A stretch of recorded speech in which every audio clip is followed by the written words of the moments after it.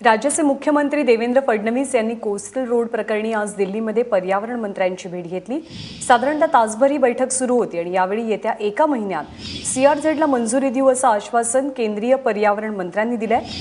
त्यामुळे कोस्टल रोडच्या प्रकल्पातली सीआरझेडची अडचण ही लवकरच दूर होईल असा विश्वास मुख्यमंत्र्यांनी व्यक्त केलाय।